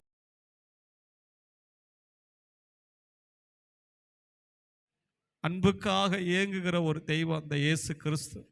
அந்த அன்பு ஒரு மனுஷனுக்குள்ள நிரப்பப்படும் போது, அந்த அன்பு ஒரு மனுஷனை ஆட்கொள்ளும் போது, நான் சொல்கிறேன், இந்த உலக வாழ்க்கையெல்லாம் உங்களுக்கு பெருசாக தோணாது. அன்பால் நிரப்பப்படணும். அன்பு தேவ அன்பால் ஒரு மனிதன் ஆட்கொள்ளப்படணும். அந்த அன்பு வரும்போது எவ்வளோத்தையும் நீங்கள் தாண்டுகிற உங்களுக்குள்ள ஒரு பலனை கர்த்தர் தருவார். அந்த அன்பு உங்களுக்குள்ள எப்பொழுதும் இருக்கணும். கர்த்தாவே, உடைய கருத்தில் தொடர்ந்து ஒப்பு கொடுக்கிறோம். இன்னைக்கு வராதவர்களுக்காக நான் செபிக்கிறேன். இந்த தேவ அன்பு அவர்கள் கேட்க முடியாதபடி, ஆண்டவரே அப்பா, உடைய கரத்தில் அவர்களை ஒப்பு கொடுக்கிறோம். அவர்களையும் உடைய அன்பு பற்றி பிடிக்கும்படி நாங்கள் செபிக்கிறோம். உடைய கரத்தில் தொடர்ந்து ஒப்பு கொடுக்கிறோம். ஆசீர்வதிங்க. இயேசு கிறிஸ்துவின் நாமத்தினாலே செபிக்கிறோம் நல்ல பிதாவே. ஆத்துமாவே கர்த்தரை ஸ்தோத்திரி, என் முழு உள்ளமே பரிசுத்த நாமத்தை ஸ்தோத்திரி. என் ஆத்துமாவே கர்த்தரை ஸ்தோத்திரி, கர்த்தர் செய்த சகல உபகாரம் மறவாதே. கர்த்தருடைய இயேசுவின் கிருபை, பிதாவுடைய அன்பும் பரிசுத்தாவே அந்நிய ஐக்கியம் சதா காலங்கள் இருப்பதாக. அல்லேலூயா, அல்லேலூயா, அல்லேலூயா, அல்லேலூயா. கர்த்தர் உங்களை ஆசீர்வதிப்பாராக.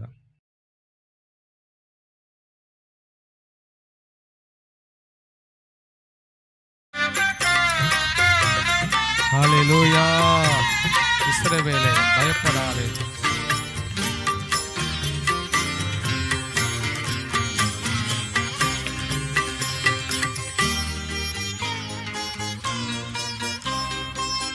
இஸ்ரவேலே பயப்படாதே, நானே உன் தேவன். இஸ்ரவேலே பயப்படாதே, நானே உன் தேவன். வலியும் சத்தியமோ ஜீவனோ நானே. வலியும் சத்தியமோ ஜீவனும் நானே. இஸ்ரவேலே பயப்படாதே, நானே உன் தேவன். நம்மளை பாதுகாக்கிற ஒரு தேவன் நம்மளோடு இருக்கிறார். நம்மளை அரவணைத்து ஆற்றி தேற்றுகிறவர். உன்னை நானே தெரிந்து கொண்டேன். அல்லேலூயா.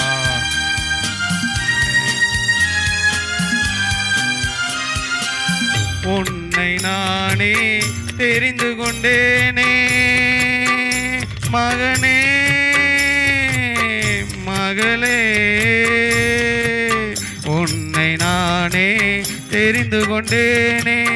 உன் பெயர் சொல்லி நான் அழைத்தேனே, உன் பெயர் சொல்லி நான் அழைத்தேனே. ஒருபோதும் நான் கைவிட மாட்டே, கைவிட மாட்டே.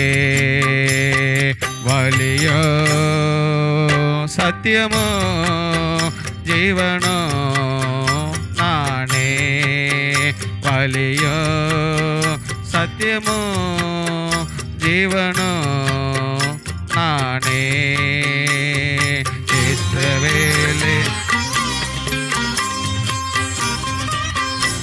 தாய் மறந்தாலும் நான் உன்னை மறக்காதே தேவன். ஹல்லேலூயா.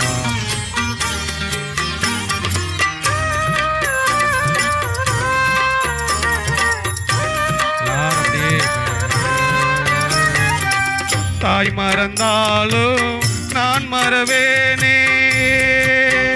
மகனே மகளே, தாய் மறந்தாலும் நான் மறவேனே.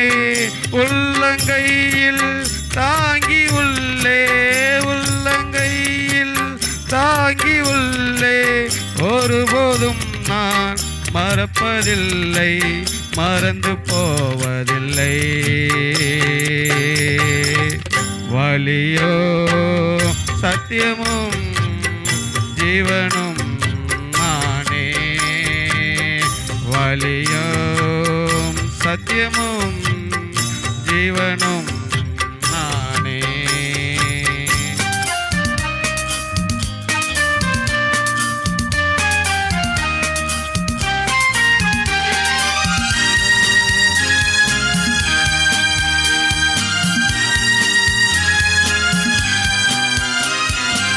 துன்ப நேரம் சோர்ந்து விடாதே மகனே மகளே. துன்ப நேரம் சோர்ந்து விடாதே. ஜீவ கிரீடம் உனக்கு தருவே, ஜீவ கிரீடம் உனக்கு தருவே. சீக்கிரம் வருவே, அழைத்து செல்வே, எழுந்து ஒளி வீசு. வலியும் சத்தியமும் ஜீவனும் நானே. ஸ்தோத்திரம் ஆண்டவரே, தொடர்ந்து ஆசீர்வதிக்கும்படி நம்முடைய கரத்தில் ஒப்பு கொடுக்கிறோம். எல்லாரும் உட்கார்ந்து கொள்வோம். ஒரு வேத பகுதியை நம்ம வாசிக்க போகிறோம். ஒரு வேத பகுதியை வாசிக்க போகிறோம். எரேமியா 31 அதிகாரத்தை எடுத்துக்கொள்ளுங்க. Bluetooth has been disconnected.